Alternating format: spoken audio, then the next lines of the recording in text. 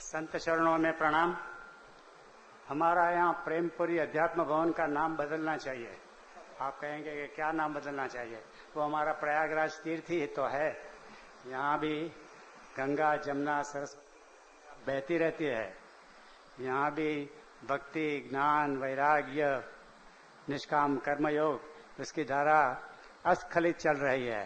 365 दिन हो कि 366 दिन हो, यहाँ सुबह में 7:30 से 8:30 बजे का हमारा प्रवचन तो नक्की है। और भी कितनी प्रवृत्तियां आध्यात्मिक है, यौगिक है, चलती रहती है। तो यहाँ तो जरा स्वामी जी महाराज आ जाते हैं तब जरा थोड़ी हमारे में भी जरा चमक आ जाती है। और देखिए ना, मैंने कहा ना कि गंगा जमुना सरस्वती 3 संत महात्मा हाजिर हो गए। तो मैं स्वामी महाराज मुझे बताया गया है कि स्थित प्रज्ञस्य का भाषा पर स्वामी जी महाराज का गीता जी के प्रवचन होगा। स्वामी जी महाराज में चरणों में प्रणाम और आपका सुमधुर अमृतमय वाणी हमें सुनाने की कृपा करे, ऐसी प्रार्थना।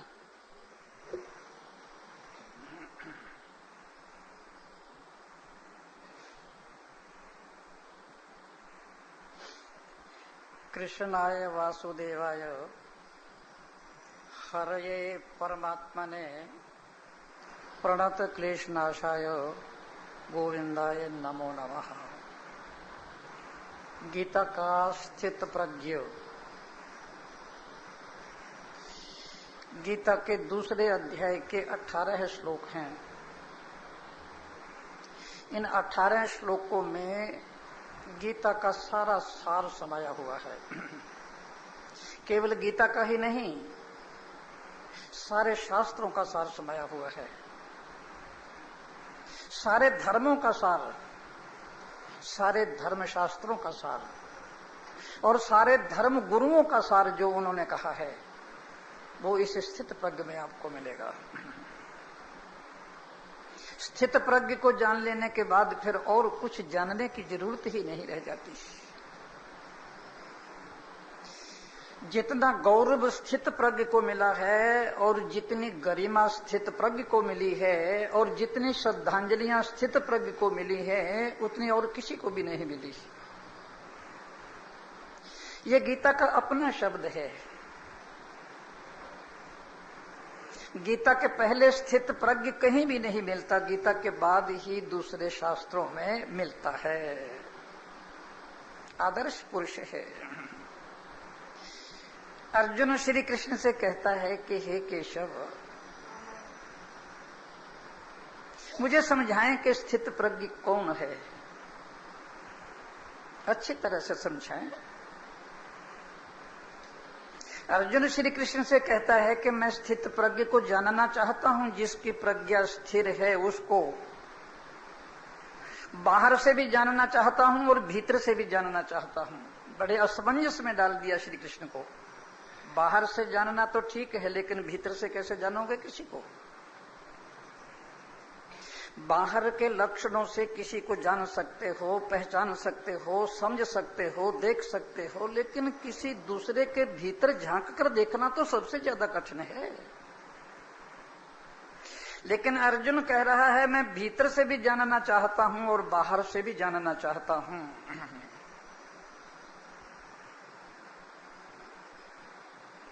देखो, स्थित प्रज्ञ के लक्षण स्थित प्रज्ञ के लिए नहीं है। स्थित प्रज्ञ को स्थित प्रज्ञ से क्या लेना देना, वो तो है ही स्थित प्रज्ञ। स्थित प्रज्ञ के लक्षण साधकों के लिए हैं कि यदि कदाचित वहां से हमें कोई सुगंधि मिल जाए, कोई सौंदर्य मिल जाए, वहां से कोई संगीत मिल जाए, वहां से कोई बिंदु मिल जाए, वहां से कोई कण मिल जाए और वहां से कोई ज्योति हमारे भीतर प्रवेश कर जाए, इसलिए स्थित प्रज्ञ है कि कोई अमृत का बिंदु टपक जाए हमारे हृदय में भी, हमारी बुद्धि में भी, हमारे विचारों में भी स्थित प्रज्ञ की कोई भाषा, कोई लक्षण हमारे हृदय में समा जाए। स्थित प्रज्ञ के लक्षणों से पहले 2-4 शब्द जरा सोचो, जरा विचारो, जरा समझो, जरा विवेक करो, जरा विचार करो, विश्लेषण करो निरीक्षण करो और परीक्षण करो कि कौन सी ऐसी चीजें हैं जिनके चलते हमारे जीवन में दुख है, कष्ट है हमारे जीवन में, और कौन सी ऐसी भूलें हैं और कौन सी ऐसी गलतियां हैं जिनके कारण हम 24 घंटे डिप्रेशन में रहते हैं।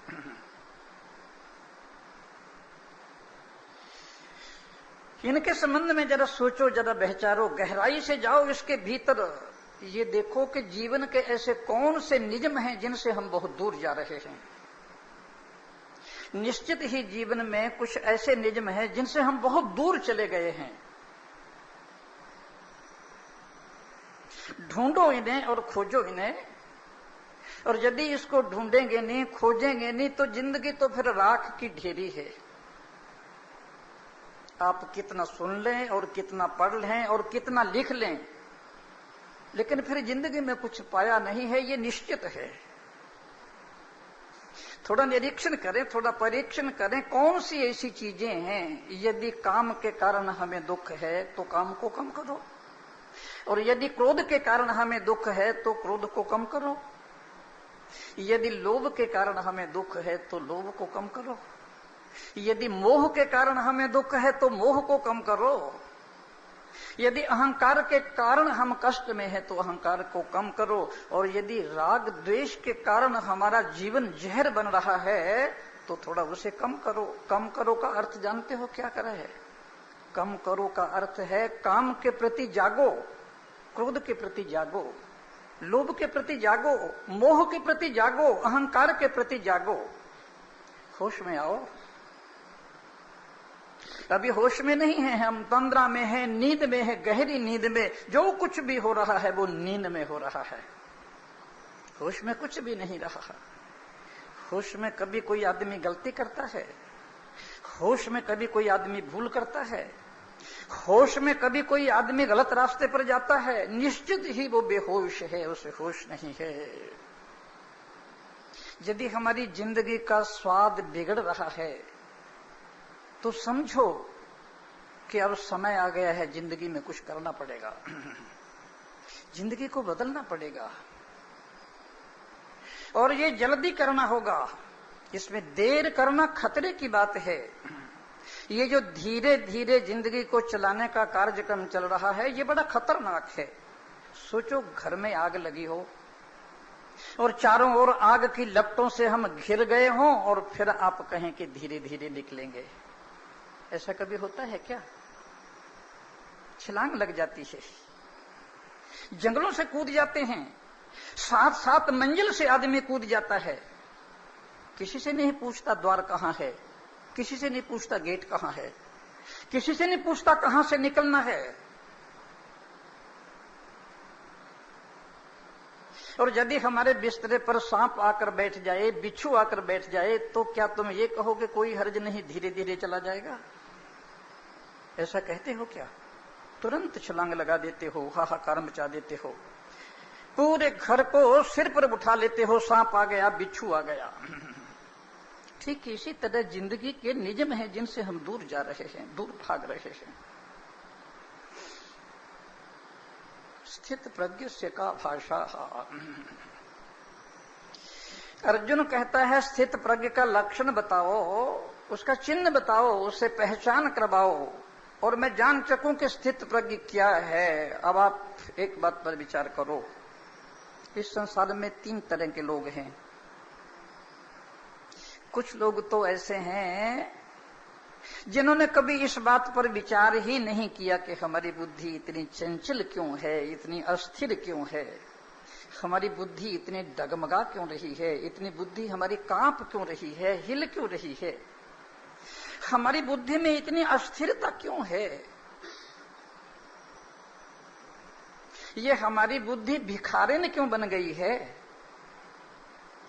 ये जगह जगह भटक रही है, ये नंगी और भूखी, ये दर दर ढूंढ रही है, दर दर भटक रही है, गली गली में, कूचे कूचे में, कहीं सो जाती है, कहीं खा लेती है, कहीं पी लेती है, कहीं रात मिला देती है। ये हमारी इस तरह की बुद्धि, आपने कभी सोचा इतनी अस्थिर बुद्धि में तुम कहां कहां ढूंढ रहे हो, कहां कहां जा रहे हो, कहां कहां धक्के खा रहे हो, कहां कहां भटक रहे हो?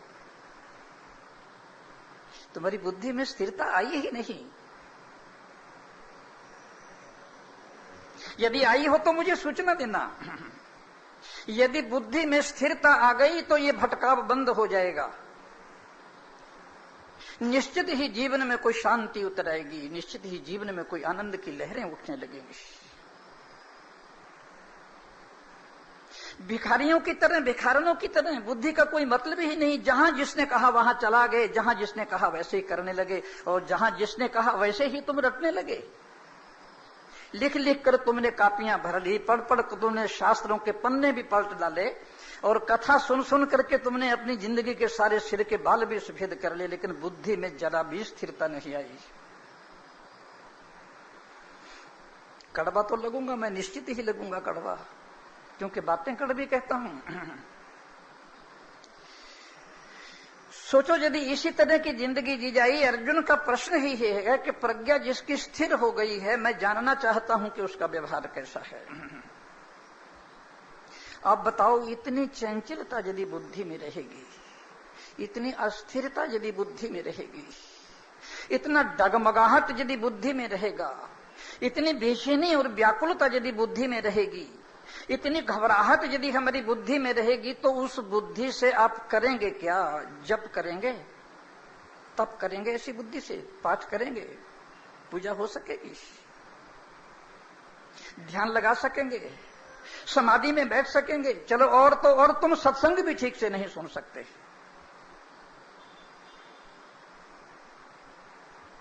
प्रज्ञा स्थिर नहीं है। थोड़ी सी बात और समझ लीजिए, प्रज्ञा और बुद्धि में अंतर है, इसको ध्यान से समझ लेना। राग द्वेष रहित बुद्धि का नाम है प्रज्ञा, अहंकार रहित बुद्धि का नाम है प्रज्ञा, विकार और वासनाओं से रहित बुद्धि का नाम है प्रज्ञा, काम क्रोध लोभ मोह और अहंकार से रहित बुद्धि का नाम है प्रज्ञा। ये जब हमारी प्रज्ञा पर नहीं होती तभी प्रज्ञा कहलाती है। यदि ये सब चीजें बुद्धि पर लगती हैं तो बुद्धि प्रज्ञा नहीं कहलाती। वो तो बुद्धि किसी रंग से रंगी हुई है, वो सही निर्णय नहीं ले सकती ऐसी बुद्धि। सही निर्णय तो प्रज्ञा ही ले सकती है। राग से दंगी हुई बुद्धि कहीं निर्णय ले लेगी क्या? द्वेष से द्वेषित बुद्धि कहीं निर्णय ले लेगी क्या? काम और क्रोध से ग्रस्त बुद्धि कभी निर्णय ले लेगी क्या? नहीं। इसलिए बुद्धि और प्रज्ञा में अंतर है। हमारे पास प्रज्ञा अभी आई ही नहीं है। अभी हमारे खजाने में, हमारे स्टोर रूम में केवल बुद्धि ही बुद्धि है, और वो भी तमाम तरह के रंगों से रंगी हुई बुद्धि है। सारे के सारे हमारे जो निर्णय हैं वो गलत जाते हैं, क्योंकि बुद्धि अभी प्रज्ञा हुई ही नहीं है। इस तरह के भटकने वाली बुद्धि जो है वो कहां पहुंचेगी, कहां जाएगी? ना तो तुम साकार को पकड़ सकोगे, ना निराकार को, ना दृश्य में जा सकोगे, ना अदृश्य में, ना रूप को समझ सकोगे, ना अरूप को। तुम्हारे लिए ना कोई मंदिर है, ना कोई मस्जिद है, ना कोई चर्च है, ना कोई गुरुद्वारा है, ना कोई तीर्थ है, ना कोई व्रत है, नहीं है कुछ। जब तक प्रज्ञा स्थिर नहीं है तब तक इन सब चीजों से हमें कुछ मिलने वाला नहीं है। सड़क में घूमने वाले कुत्ते को देखा है आपने? मेरे शब्द थोड़े कड़े हैं, मुझे क्षमा करना। सड़क में जो कुत्ता घूमता है, आवारा कुत्ता, उसका कोई दीन नहीं, कोई धर्म नहीं, कोई ईमान नहीं, कोई घर नहीं, कोई ठौर ठिकाना नहीं। ठीक हमारी बुद्धि ऐसे ही चल रही है। कोई दीन नहीं, कोई ठौर नहीं, कोई ठिकाना नहीं, कोई धर्म नहीं, कुछ भी नहीं है हमारे पास। बहुत से लोग तो दुनिया में ऐसे हैं जिनकी भीड़ लगी पी है, जिन्होंने कभी इस बात का विचार ही नहीं किया कि ये हम कहां जा रहे हैं। ये हमारी बुद्धि प्रज्ञा क्यों नहीं हो पाती? ये प्रश्न तो आप जरूर पूछते हैं कि ध्यान में मन कैसे लगेगा, ज्ञान में मन कैसे लगेगा, समाधि में कैसे लगेगा, लेकिन ये कभी आपने नहीं सोचा कि हमारी प्रज्ञा स्थिर है या नहीं है? प्रज्ञा स्थिर हुए बिना ये सब कुछ होने वाला है नहीं। इसलिए अर्जुन पूछ रहा है स्थित प्रज्ञस्य का भाषा। जरा जानू तो सही। बहुत ज्यादा भीड़ है ऐसे लोगों की जिन्होंने कभी ये सोचा ही नहीं, लेकिन कुछ लोग ऐसे हैं, जरूर हैं नंबर 2 में, जो कभी कभी ये सोचते हैं कि ये चंचलता क्यों, ये अस्थिरता क्यों, बुद्धि में ये भटकाव क्यों, ये इस तरह कहीं पर जमकर भी कुछ ना होना, ये क्यों, ये किस लिए, ये किस कारण? ऐसा तो नहीं होना चाहिए। कभी कभार वो लोग सोचते हैं, विचारते हैं इस बात को, उनको हम साधक कहते हैं।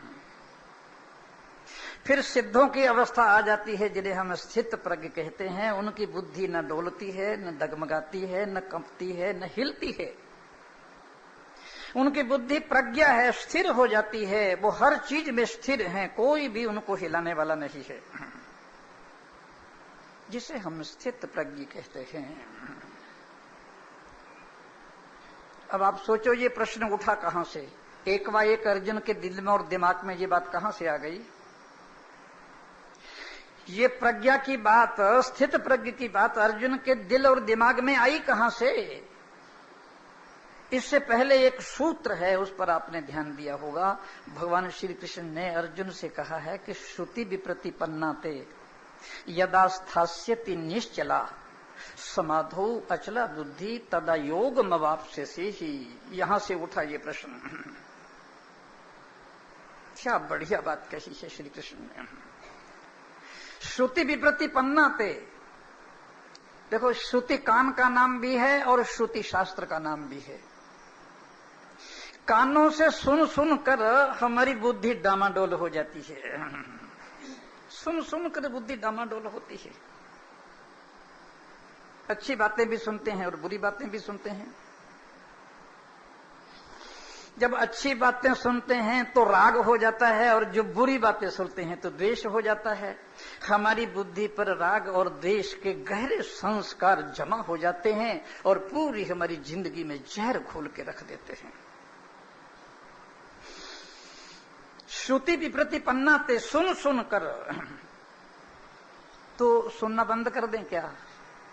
ये प्रेमपुरी में जो प्रवचन हो रहा है, जो कथा हो रही है, जो सत्संग हो रहा है, अब इसको बंद कर देना चाहिए, क्योंकि सुन सुन कर बुद्धि तो विपरीत हो जाती है, उल्टी हो जाती है, डामाडोल हो जाती है। मैं ये नहीं कह रहा हूं आपको। अब जितने भी महात्मा इस स्टेज में आएंगे, कितने ऋषि हैं, कितने मुनि हैं, कितने महात्मा हैं, कितने संत हैं, कितने सज्जन हैं, कितने सत्पुरुष हैं, वो जो बातें स्टेज पर बैठकर बोलते हैं वो गलत थोड़ी बोलते हैं, सही बोलते हैं, सत्य बोलते हैं और शास्त्रों की बातें बोलते हैं। कोई ज्ञान की बात कहता है, कोई ध्यान की बात कहता है, कोई कर्म की बात कहता है, कोई भक्ति की बात कहता है, कोई योग की बात कहता है, कोई समाधि की बात कहता है, कोई व्रत की बात कहता है। हर तरह की बात कहते हैं और सारी सही है, गलत एक भी नहीं।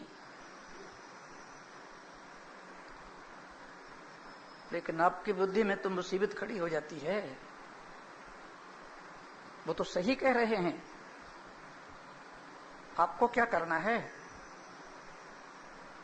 आप उठाते हैं अपनी पोथी और कागज पेंसिल ले लेते हैं और साधुओं के लग जाते हैं पीछे। क्या करें महाराज हम? कर्म करें कि भक्ति करें कि ज्ञान करें कि ध्यान करें कि समाधि लगाएं कि व्रत करें कि तीर्थ करें कि उपवास करें? श्रुति विप्रतिपन्नाते, सुन सुन कर और पढ़ पढ़ कर। ग्रंथ भी तो हमारा एक नहीं है, कितने दर्शन हैं और सब भिन्न भिन्न बातें कहते हैं। एक बात कोई भी नहीं कहता और गलत कुछ भी नहीं है, ये मैं आपको बता देता हूं, सब सही है।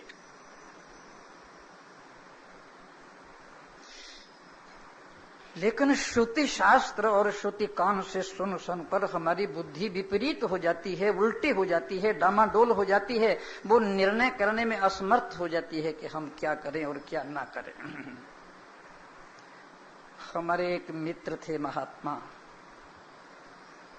25 वर्ष के बाद मैं उनको मिलने के लिए गया। जब उनके पूजा रूम में गया तो कम से कम 150-200 चित्र लगे हुए थे महात्माओं के, संतों के। मैंने उनसे कहा ये क्या है?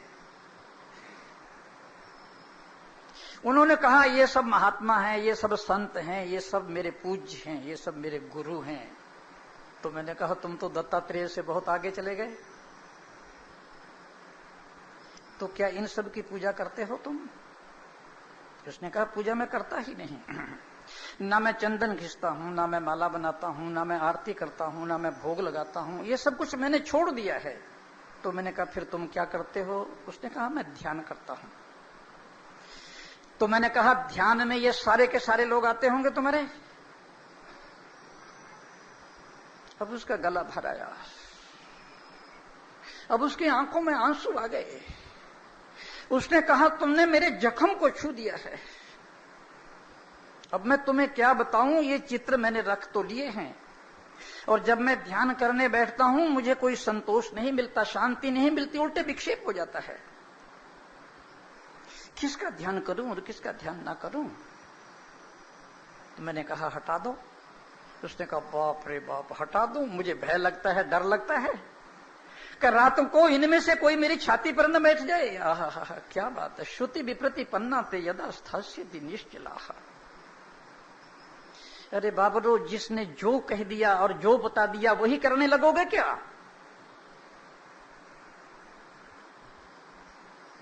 उल्टा मत समझ लेना। बस मेरे में यही एक लोगों को दोष दिखाई देता है, जब मैं कोई बात कहता हूं तो बिल्कुल उल्टी समझ लेते हैं। अब घर में जाएंगे पूजा रूम से सबको हटा के रख देंगे। मैं कब कहता हूं सबको हटा दो? श्री कृष्ण कहते हैं श्रुति विप्रति पन्ना ते यदा स्थास्यति निश्चला। सुन सुन कर, पढ़ पढ़ कर जो मनुष्य की बुद्धि डामाडोल हो जाती है, अस्थिर हो जाती है, जब तक वो निश्चल नहीं हो जाती, स्थिर नहीं हो जाती, यहां श्री कृष्ण कहते हैं समाधौ अचला बुद्धि। यहां समाधि का अर्थ परमात्मा भी लिया हुआ है। समाधि मैंने परमात्मा में जब तुम्हारी बुद्धि निश्चल हो जाएगी, अचल हो जाएगी, हिलेगी नहीं, डुलेगी नहीं, तदा योग मवाप्स्यसि, उसी समय तुम्हें समता प्राप्त होगी। कहीं पर भी तुम्हारी बुद्धि स्थिर तो होनी चाहिए।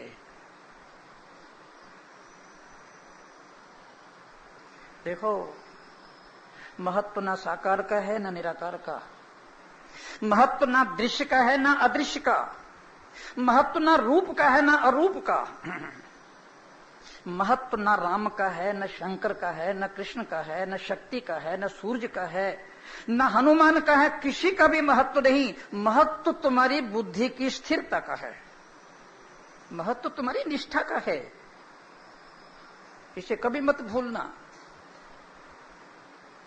जिन चीजों को तुम बहुत ज्यादा महत्वपूर्ण मानते हो वो महत्वपूर्ण नहीं है, महत्वपूर्ण तुम्हारी निष्ठा है, तुम्हारी स्थिरता है बुद्धि की।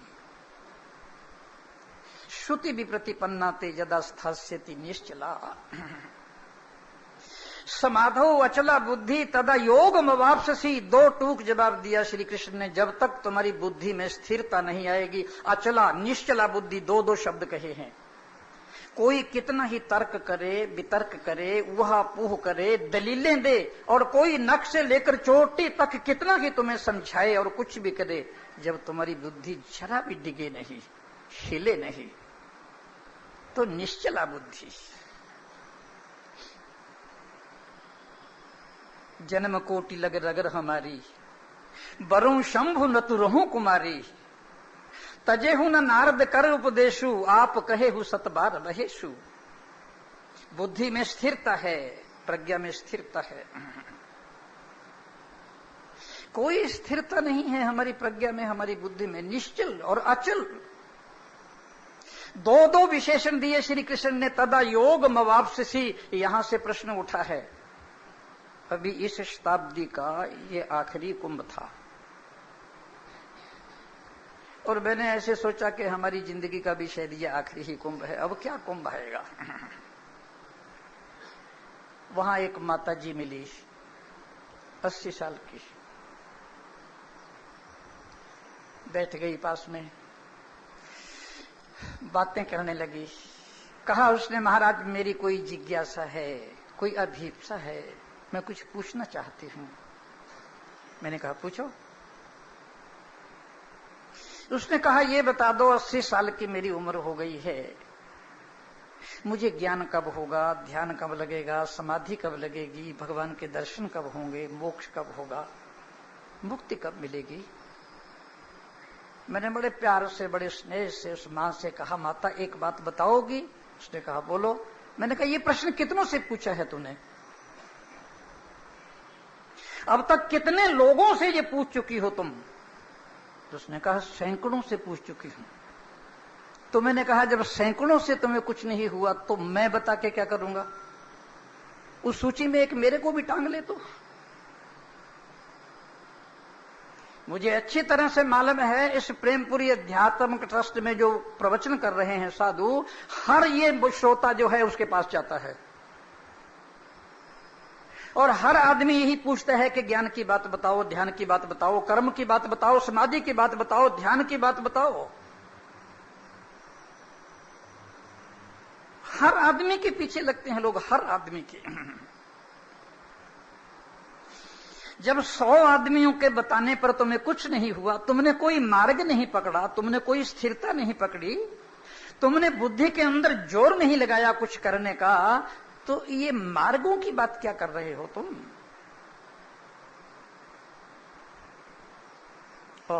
स्थित प्रज्ञस्य का भाषा।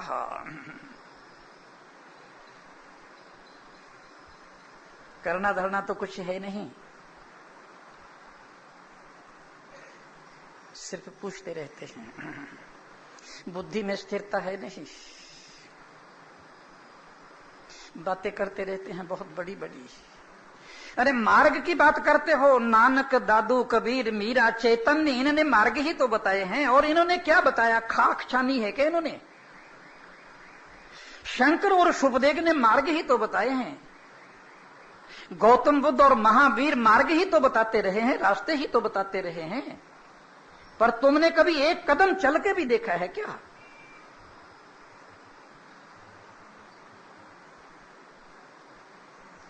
चलोगे भी कैसे, बुद्धि में स्थिरता है कहां। जरा सी चीज आ जाती है तो बुद्धि में कंपन हो जाता है, डगमगाहट हो जाती है, और बुद्धि हिलने डुलने लगती है, और बुद्धि डोलने लगती है। बुद्धि में कोई स्थिरता नहीं आती। एक बात बताओ, तुमने अपनी जिंदगी में अब तक अपने से किसी को बड़ा समझा है क्या। क्या तुम्हारी जिंदगी में ऐसा कोई व्यक्ति आया जो विद्या में, बुद्धि में, ज्ञान में, ध्यान में, समाधि में, योग में, जिसको तुम मानते हो कि वो बड़ा है, ऐसा कोई आदमी तुम्हारी जिंदगी में है क्या। और यदि तुम्हारी जिंदगी में ऐसा कोई व्यक्ति ही नहीं जिसको तुम अपने से बड़ा मानते हो, तुम्हारे से दरिद्र, तुम्हारे से दीन, तुम्हारे से भिखारी और तुम्हारे से गया बीता आदमी दुनिया में और कोई नहीं हो सकता। इतने बड़े संसार में अभी तक तुम्हें कोई ऐसा नहीं मिला क्या जिसके चरणों में तुम बैठ सको। क्या ऐसा अभी तक तुम्हें कोई नहीं मिला जो तुम्हारा कान पकड़ सके, जिसे तुम अपना कान हाथ में दे सको।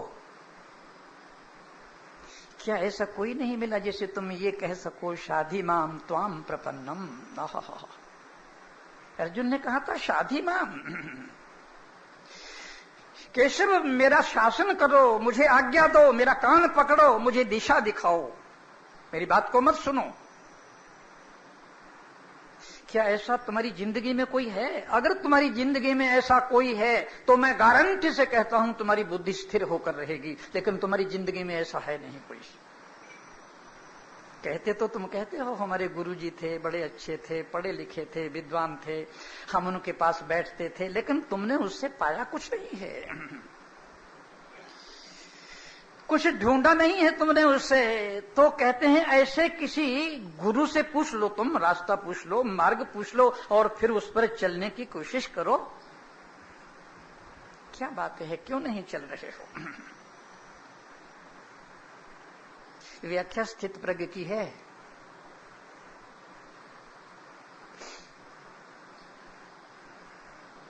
मोलोंक पुत्र गौतम बुद्ध के चरणों में गया। गौतम बुद्ध एक नदी के किनारे मिट्टी के ढेर पर पीपल के पेड़ के नीचे बैठे हुए थे। ये बड़ा बुद्धिमान था, बड़ा विद्वान था, बड़ा समझदार था, बहुत ही ज्यादा तर्कशील आदमी था। ये गौतम बुद्ध के पास गया, इसने प्रणाम किया, नमस्कार किया, कहा कि मेरी कुछ जिज्ञासाएं हैं, मेरे कुछ प्रश्न हैं, मेरी कुछ अभिप्साएं हैं, मैं बड़ा बेचैन हूं, बड़ा व्याकुल हूं, उन्हें जानने के लिए बड़ी उत्सुकता है मेरी, आप मेरे प्रश्नों का उत्तर दे दीजिए। गौतम बुद्ध ने कहा, तुम प्रश्न तो कर रहे हो, लेकिन प्रश्नों का उत्तर लेने के लिए, जवाब लेने के लिए तुम्हें कोई कीमत चुकानी पड़ेगी, तुम्हें मूल्य चुकाना पड़ेगा। ऐसे ही नहीं प्रश्न कर दिया और प्रश्न का उत्तर दे दिया। तुम मूल्य चुकाने के लिए तैयार हो, कीमत चुकाने के लिए तैयार हो? उसने कहा, तैयार हूं। तो गौतम बुद्ध ने कहा, दोस्त 2 साल मेरे पास रुक जाना पड़ेगा तुम्हें। कोई प्रश्न नहीं करना, कोई जिज्ञासा नहीं करनी, कोई इच्छा नहीं करनी, तुमने कभी पूछना ही नहीं कि मैंने कुछ पूछना है। 2 साल तक, 2 साल के बाद मैं तुम्हारे सारे प्रश्नों का उत्तर दे दूंगा। उसने कहा, अभी क्यों नहीं, इसी समय क्यों नहीं, इसी क्षण क्यों नहीं? यदि आपको उत्तर आता है, जवाब आता है तो अभी दे दीजिए। ये तुम्हारी बात ही कह रहा हूं मैं। अभी क्यों नहीं, इसी समय क्यों नहीं, इसी क्षण क्यों नहीं, 2 साल क्यों? गौतम बुद्ध ने कहा, उत्तर मेरे पास हैं और अभी दे सकता हूं, इसी क्षण दे सकता हूं, इसी घड़ी दे सकता हूं, लेकिन अभी उन उत्तरों को समाहित करने के लिए तुम्हारे पास बुद्धि नहीं है। अभी तुम मेरे उत्तरों को सुन नहीं सकोगे, अभी तुम्हारे दिल और दिमाग में मेरे उत्तर बैठेंगे ही नहीं, आकाश में उड़ जाएंगे, जैसे जहां के सत्संगियों से उड़ जाते हैं आकाश में। कोई दिल में बैठती ही नहीं है बात, चुभती ही नहीं है बात। कभी किसी की बात ने तुम्हारे हृदय में जख्म किया, घाव किए कभी किसी बात में? कभी जाकर घर में तड़फे तुम? कभी ऐसा हुआ कि तुम्हें रात को नींद नहीं आई और तुम चक्कर लगाने लगे कि जिंदगी में ये क्या हो रहा है?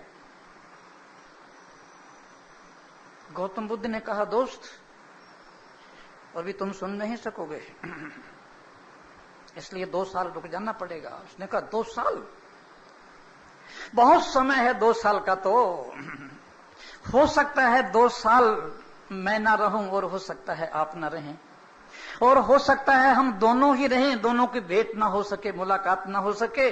गौतम बुद्ध ने कहा, तुम इसकी चिंता मत करो, इसकी गारंटी है मेरी, तू भी रहेगा और मैं भी रहूंगा, मैं तुम्हें यहां से जाने ही नहीं दूंगा। ठीक 2 साल के बाद आज के ही दिन तुम जितने प्रश्न करोगे सबके जवाब दूंगा, लेकिन तुम्हें मूल्य चुकाना पड़ेगा, कीमत चुकानी पड़ेगी। जिसे जानना होता है वो करता है, जिसे जानना नहीं होता वो बातूनी होता है। ऐसे बातूनी लोग होते हैं, मैं तो चुप हो जाता हूं, ऐसे प्रश्न करते हैं, ऐसी बातें करते हैं, पिंड छुड़ा लेता हूं मैं ऐसे लोगों से। मौलों का पुत्र बिल्कुल चुप हो गया, शांत हो गया, तो बगल में पेड़ के नीचे एक दूसरा भिक्षु बैठा था, वो बड़े जोर से हंसा।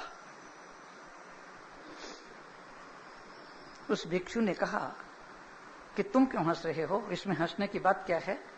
उसने कहा, देख यदि पूछना हो तो अभी पूछ ले, 2 साल के बाद पूछने को कुछ भी नहीं रहेगा।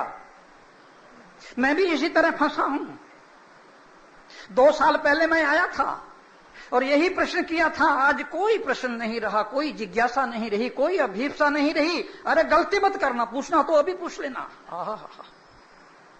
जब बुद्धि स्थिर हो जाएगी, अचल हो जाएगी, जब बुद्धि में कोई कंपन नहीं रहेगा, जब बुद्धि हिले डुलेगी नहीं, तो तुम पूछोगे क्या?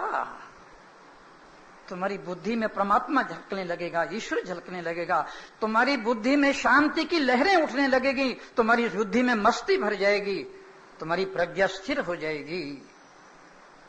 पूरे 2 साल मौलुंक पुत्र बैठा रहा। जब 2 साल पूरे हो गए, गौतम बुद्ध ने कहा आंखें खोलो। 2 साल पूरे हो गए हैं, और बोलो तुम्हारी कौन सी अभिप्साएं हैं, कौन से प्रश्न हैं, कौन सी जिज्ञासाएं हैं? उसने कहा भंते कुछ भी नहीं है। स्थित प्रज्ञस्य का भाषा। अर्जुन कह रहा है स्थित प्रज्ञ की भाषा क्या है, लक्षण क्या है, पहचान क्या है, कैसे जानूं कि ये स्थित प्रज्ञ है? देखो एक बात याद रखो, प्रज्ञा स्थिर मैंने ठहरी हुई भी है, और दूसरी प्रज्ञा स्थिर का माने प्रज्ञा सरल हो जाए। स्थिर का एक अर्थ है स्थिर होना, दूसरा अर्थ सरल होना भी है। हमारी प्रज्ञा बुद्धि सरल नहीं है। कहां है सरल? सरलता नाम की चीज ही मनुष्य के भीतर से चली गई, उड़ गई, काफूर हो गई। मनुष्य इतना जटिल हो गया, इतना जटिल हो गया कि उसको पहचानना कठिन है। वो कहता क्या है ये भी पता नहीं चलता, वो करता क्या है ये भी पता नहीं चलता, वो चलता पहुंच कहां जाता है ये भी नहीं चलता। उसकी हालत शराबी जैसी हो रही है। सड़क पर कोई शराबी चलता है, शरीर डगमगाता है, पांव डगमगाते हैं, जाना कहीं जाता है और पहुंच कहीं जाता है, बोलना कुछ चाहता है और बोल कुछ देता है। ठीक इसी ढंग की आज हमारी हालत है। सरल बिल्कुल नहीं रहे, एकदम जटिल हो गए। और देखो परमात्मा की जो प्रकृति है कितनी सरल है, कितनी सहज है। सूरज सरल है, चांद सरल है, तारे सितारे सरल हैं, पर्वत सरल हैं, नदियां सरल हैं, पेड़ पौधे सहज हैं, पशु पक्षी सहज हैं, एक मनुष्य असहज है। ये सहज नहीं है। अगर ये सहज होता तो आज इतना डिप्रेशन होता, इतनी अशांति होती, इतनी बेचैनी होती, इतनी घबराहट होती, इतना तनाव में होता। ये असहज की निशानियां हैं, ये सहज की निशानियां नहीं, ये सरल की निशानियां नहीं, ये जटिल की निशानियां हैं। क्या कुछ भी करना नहीं है श्री कृष्ण की गीता के अनुसार। थोड़ा सा कांटा बदलना है और कुछ भी नहीं। इसलिए बुद्धि स्थिर का नाम सरल भी है। अपने बुद्धि को थोड़ा सरल करो, थोड़ा सहज बनो, थोड़ा सरल बनो, थोड़ा स्वाभाविक बनो। क्यों जिंदगी को इतना अफलातून बना रखा है? क्यों जिंदगी को इतना मकड़ी का जाला बना रखा है? और क्यों इधर उधर अपनी बुद्धि और अपने दिमाग को घुमा रहे हो? किसी सूफी फकीर से किसी ने पूछा कि तुम्हारी साधना क्या है? सूफी फकीर ने कहा साधना, भूख लगती है तो भोजन कर लेता हूं, प्यास लगती है तो पानी पी लेता हूं, नींद लगती है तो सो जाता हूं, गर्मी लगती है तो पेड़ के नीचे चला जाता हूं, सर्दी लगती है तो कंदरा में चला जाता हूं।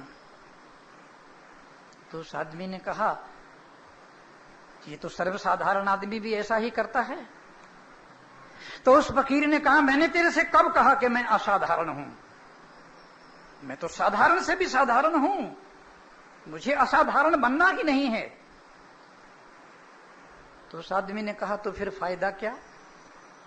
उसने कहा फायदा, मैं प्रसन्न हूं, मैं खुश हूं, मैं आनंद में हूं, मैं मस्ती में हूं, इससे ज्यादा और फायदा क्या होगा? मैं आनंद में हूं, मैं मस्ती में हूं, मैं किसी तरंगों से उद्वेलित हूं।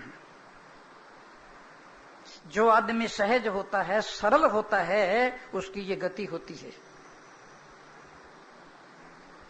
दूसरे की नहीं होती है। गौतम बुद्ध से किसी ने पूछा कि तुम्हारा स्वाद क्या है?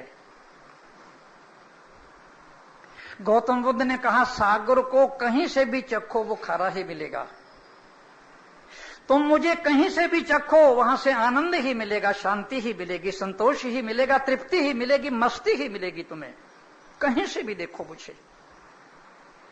क्यों? मेरी प्रज्ञा स्थिर है और मैं सरल हूं। जहां प्रज्ञा स्थिर होती है, सरल होती है, स्थित प्रज्ञस्य का भाषा।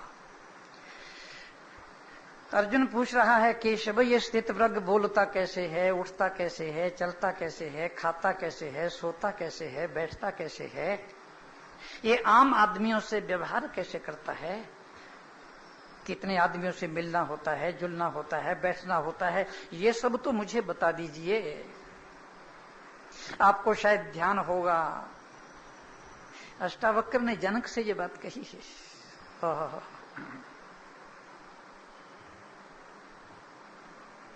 सुखम आस्ते सुखम शेते सुखम आयाति जाति चह, सुखम भुंक्ते सुखम भक्ति व्यवहारे भी शांत धी। व्यवहारे भी शांत धी, जिसकी धी और जिसकी बुद्धि और जिसकी प्रज्ञा स्थिर हो जाती है, शांत धी, सुखम आस्ते है, सुख पूर्वक चलता है, सुख पूर्वक बैठता है, सुख पूर्वक खाता है, सुख पूर्वक पीता है, सुख पूर्वक सोता है, धीरे धीरे शांति और समाहित से बैठता है, धीरे से बोलता है, उसकी सारी की सारी क्रियाओं में शांति और संतोष चला आता है। व्यवहारे भी शांत धी। व्यवहार में शांत रहना बड़ा कठिन है। हम तो ध्यान में, समाधि में, जप में, तप में, पाठ पूजा में भी शांत नहीं रह सकते। और जिसकी प्रज्ञा शांत है और शांत धी है, वो व्यवहारे भी शांत धी, व्यवहार में भी शांत रहेगा। व्यवहार भी उसे अशांत नहीं कर सकेगा, बेचैन नहीं कर सकेगा। देखो, गौतम बुद्ध के जितने भी कथा सूत्र हैं, उन सब के पूर्व बड़ी विचित्र सी बात आती है पढ़ने में। जब पढ़ते हैं तो उन कथा सूत्रों के पूर्व ये लिखा रहता है कि गौतम बुद्ध धीरे धीरे आए, शांत समाहित, और धीरे धीरे आकर बैठ गए, शांत और समाहित, और धीरे से उन्होंने अपनी आंखें बंद कर लिया। चारों ओर मस्ती और आनंद छा गया। फिर उन्होंने धीरे से अपनी आंखें खोली। फिर वो धीरे धीरे भिक्षुओं को संबोधित करने लगे। भोजन आया तो उन्होंने धीरे धीरे किया, सोने लगे तो वो धीरे धीरे सोए, और रात्रि को जब गहरी नींद में सोए तो भी शरीर में कहीं हलचल नहीं, बिल्कुल कोई हलचल नहीं, शांत और समाहित उनका शरीर सोया पड़ा है। ऐसा क्यों होता है?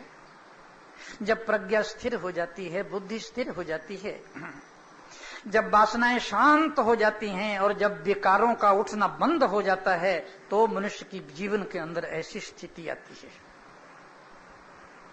जो कुछ भीतर होता है उसकी तरंगें बाहर आ जाती हैं। भीतर जो भी घटना घटने लगती है उसकी तरंगें बाहर आ जाती हैं, पूरे शरीर में बाहर फैल जाती हैं उसकी सारी की सारी तरंगें। देखो, इसमें एक बात आपको समझा दूं, है तो बौद्ध धर्म की, लेकिन बड़ी काम की चीज है। यदि आपने अपने सांस को समाहित कर लिया, शांत कर लिया अपने सांस को, तो आपका मन शांत हो जाएगा, आपके विचार शांत हो जाएंगे, आपकी बुद्धि शांत हो जाएगी। विपश्यना कहते हैं गौतम बुद्ध में इसको। आदमी 1 मिनट में 16 से लेकर 20 तक सांस लेता है। यदि धीरे धीरे सांस इतना धीरा हो जाए, इतना धीमा हो जाए, इतना संगीतमय हो जाए, इतना शांत हो जाए कि 1 मिनट में केवल 5-7 बार ही सांस लो, और देखने वाला ऐसा लगेगा देखने वाले को कि ये आदमी अब जीवित नहीं है, शायद आदमी संसार से चला गया।